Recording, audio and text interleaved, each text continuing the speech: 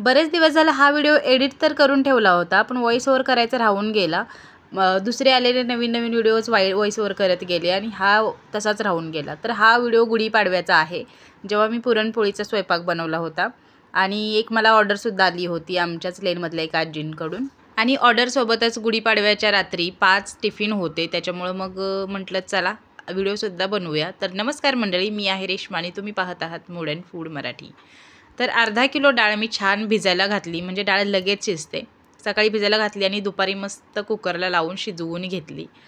तर माझ्याकडे जो इंडस व्हॅलीचा 5 लिटरचा कुकर आहे त्याच्यामध्ये मी ही डाळ घातली आणि झाकण लावून छान 3 शिट्ट्या करून घेतल्या।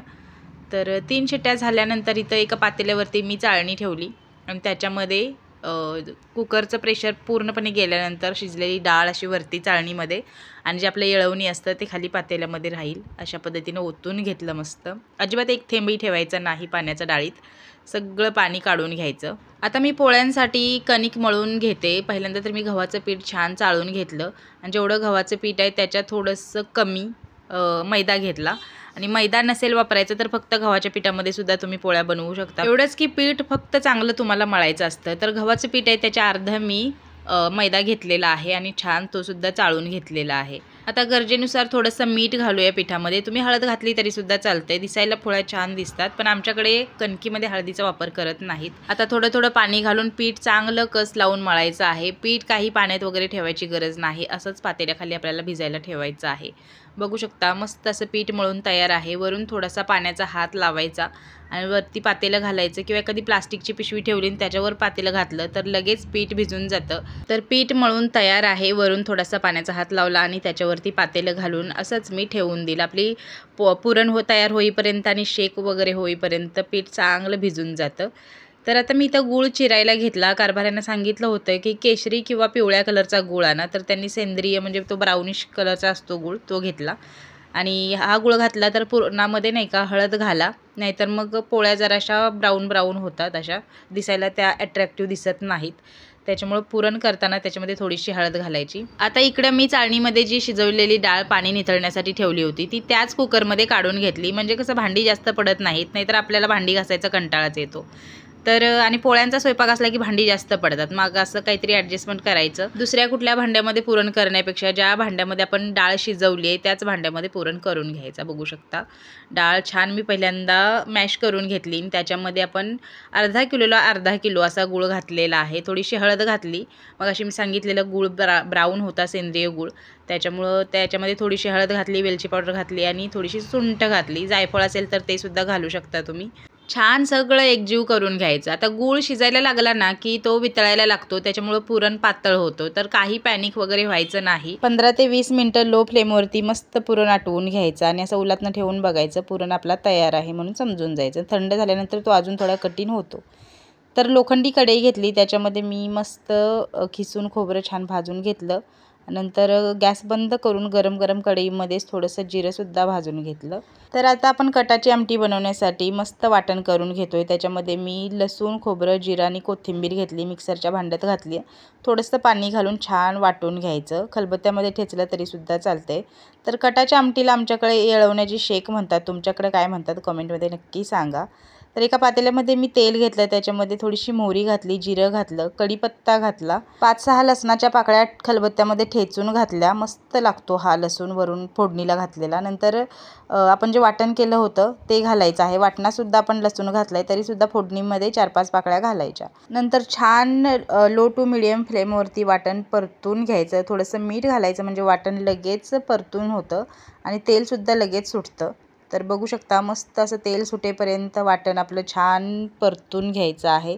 वाटणाला तेल सुटलं की याच्यामध्ये आता जगभरातले मसाले घालायचे। तर मी इथं हळद, मिरची पावडर, थोडा गरम मसाला आणि थोडी धने पावडर घातलेली आहे। तुम्ही थोडासा किचन किंग मसाला किंवा चिकन मसाला घातला तरीसुद्धा चालतंय, मी नाही घातलेला। सगळे मसाले तेल सुटेपर्यंत चांगले परतून घ्यायचे आणि पूर्वीच्या काळी अशी एका पळीचीच फोडणी दिली जायची बघा आणि झाकण ठेवलं जायचं लगेच, तसंच आज मी केलेलं आहे। तर एक पळी येळवण्याची घेतली मी आणि परतलेल्या मसाल्यामध्ये घातली आणि वरून झाकण ठेवलं आणि नंतर मग आपलं राहिलेलं येळवणी आहे ते याच्यामध्ये घातलं आणि लो फ्लेमवरती निवांत त्याला उकळी यायला ठेवून द्यायचं. आणि अशी एका पळीचीच फोडणी खूप छान लागते बरं का. अगदी वरणाला तुम्ही केली तरी सुद्धा चालतंय. तिकडे आपली कटाची आमटी शिजते तोपर्यंत आपण पुरण करून घेऊया. तर इथं पुरण जरा गरम गरमच आहे तोपर्यंतच मी त्याला करून घेते. मला पेल्यामुळं चटके सुद्धा बसत होते. बघू शकता चाळणीच्या मदतीने केलेलं आहे. मला पाटा वरवंट्यावरती सुद्धा मस्त पुरण करता येतो. तुम्ही सुद्धा पाटा वरवंटा असेल तर त्याच्यावरतीच करा. पाटा वरवंट्यावरती येत नसेल तर सरळ पुरण यंत्राने किंवा चाळणीनंच करा. तर इकडे बघू शकता कणिक आपली सुद्धा छान भिजलेली आहे. मस्त स्ट्रेच होत आहे. अशी कणिक पाहिजे.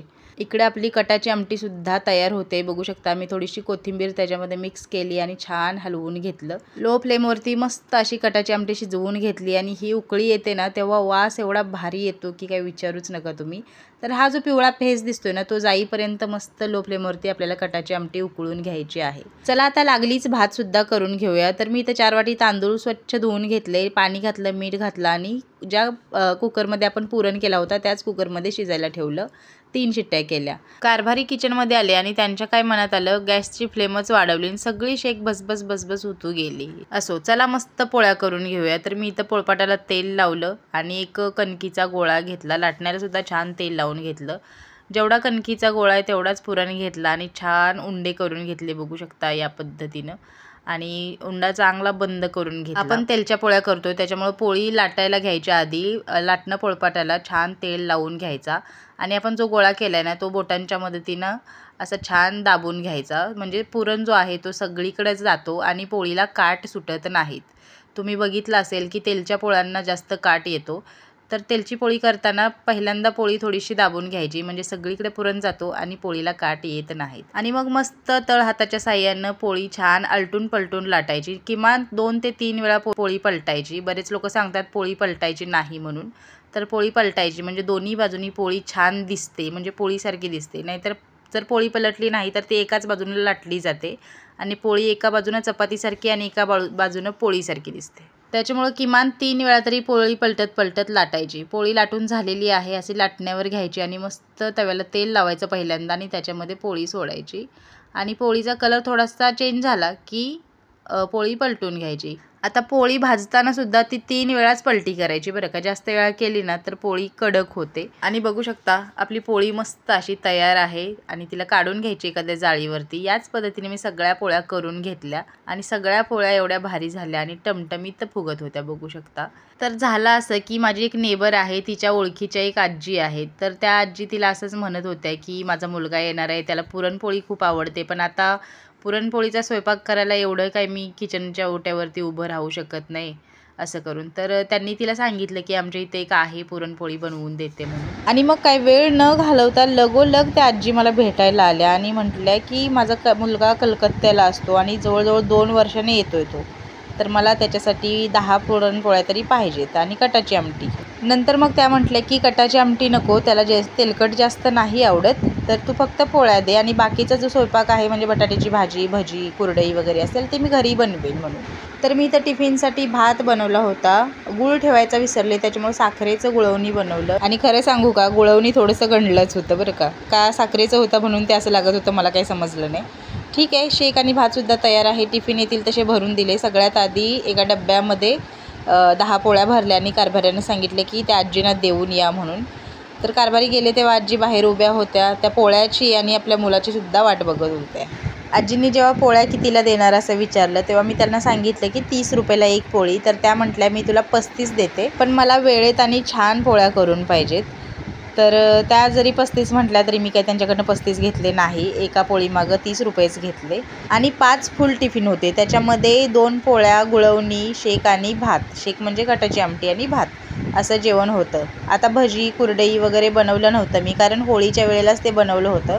फक्त त्यावेळेला कसं व्हिडिओ बनवला नाही. यावेळेला मी बेसिकच जेवण बनवलेलं आहे म्हणजे पुरणपोळ्या साखरेचं गुळवणी कटाची आमटी आणि भात असं. तरीसुद्धा सगळ्यांना जेवण खूप आवडलं आणि सणासुदीला आपल्या गावापासून लांब राहणाऱ्या लोकांना पुरणपोळी म्हणजे एक प्रेम वेगळं. जरी आवडत नसली तरी सणाच्या दिवशी पुरणपोळीची आठवण येते.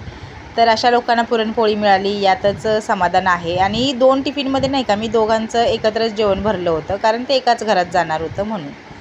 तर छान असे सगळ्यांना टिफिन भरून दिले. 100 रुपयाला एक टिफिन असे 5 टिफिन दिले आणि आजींची एक ऑर्डर असे 300 रुपये, म्हणजे 500 आणि 300 800 रुपयाची आज कमाई झाली. बरं ते सगळं ठीक आहे. पोळीचे 30 रुपये योग्य आहेत का, की जास्त होत आहेत कमी होत आहेत, कमेंटमध्ये मला नक्की सांगा. आजचा व्हिडिओ कसा वाटला हेही सांगा आणि सबस्क्राईब करायला विसरू नका बरं का.